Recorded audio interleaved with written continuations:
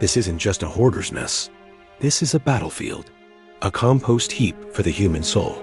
For Francis Bacon, this claustrophobic studio in Mews, London, wasn't merely a place to paint. It was a digestive system, consuming the world and converting its raw, brutal truths into art.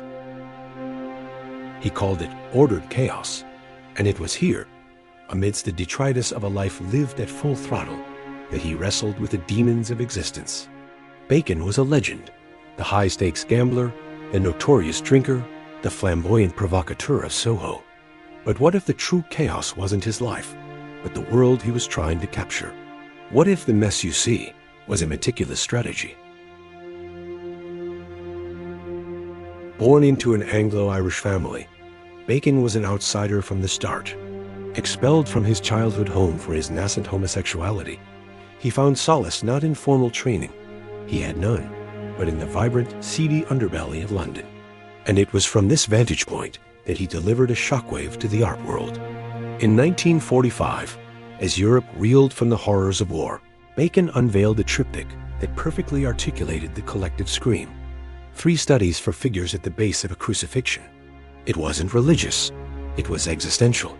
The figures are inspired by the Furies, vengeful goddesses from Greek mythology, and their tormented forms reflect the anxieties and disillusionment of the post-World War II era. It was a psychological grenade. Upon its unveiling, it tore through the genteel post-war art scene, introducing a new visual language for suffering. Raw, brutal, and profoundly disturbing, it forced a public grappling with the unseen horrors of war. This painting was a statement that art could and should reflect the trauma of its age. Bacon had arrived, painting not what people wanted to see, but what they secretly felt. Bacon rarely painted from life. He preferred to work from photographs, from memory, from the ghosts that haunted him. And none haunted him more profoundly than the men he loved. His muses were not just sitters. They were collaborators in his wrestling match with reality. In the early 1960s, a chance encounter changed everything. George Dyer, an East End petty criminal, handsome, troubled. Their relationship was immediate, intense, and profoundly volatile. Dyer became Bacon's obsession, his canvas for exploring vulnerability, desire, and violence.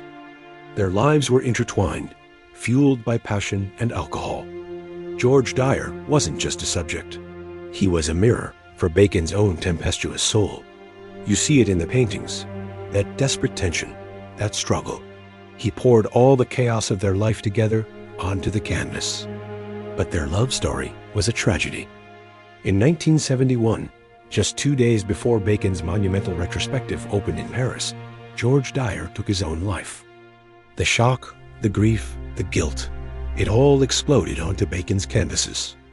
He spent the next years creating what are now known as the Black Triptychs, not just portraits of a lost love, but an agonizing attempt to dissect the very essence of grief itself.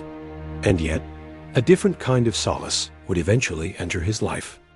In his final years, his closest companion became John Edwards, an unassuming, loyal friend. The portraits of Edwards that followed show a different Bacon, a rare sense of tenderness and serenity, a quiet contrast to the chaos that had always defined him. Bacon's genius was not born in an art school. It was forged in libraries, dissecting rooms, and film archives. He was a deeply self-educated man, a voracious reader who believed that to paint the fact of the human condition, you must first intellectually consume it. He deliberately avoided painting from live models.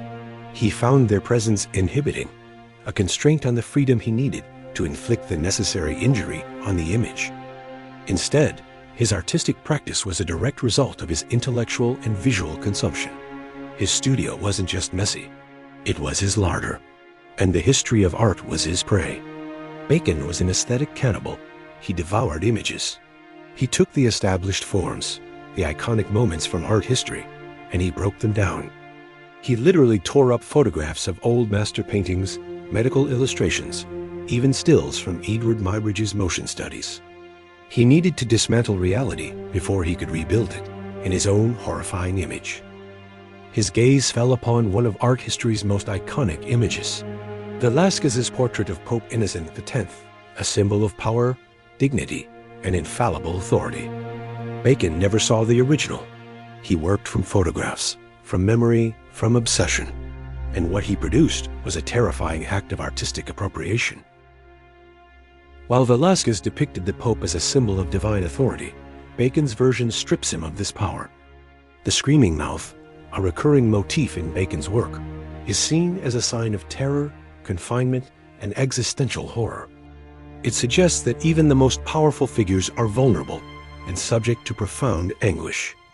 The papal regalia becomes a cage, trapping the figure in its own status. Bacon saw his role as a reinterpreter, taking the canon and making it his own. His dialogue with the past went far beyond Velázquez. He reimagined Van Gogh's The Painter on the Road to Tarascon, deconstructing the artist's self-portrait into a ghostly, tormented presence. He also cannibalized the classical perfection of Michelangelo's sculpted bodies, transforming them into grotesque, mortal forms struggling against their confines. He welcomed chaos, but always within the tight geometric cages he painted around his figures, a paradox of control over an uncontrollable force. In the end, he was a philosopher with a paintbrush. He saw a chaotic world and decided to consume it, break it down, and reveal a brutal new truth. As he once said himself, "My pictures are about the fact that we are born and we die, and we are violent in between." To cannibalize the past, to embrace the mess, and to stare, unflinching, into the raw anatomy of chaos. Thanks for watching.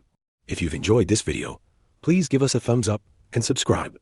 Check out the description for more exclusive content. See you in our next video.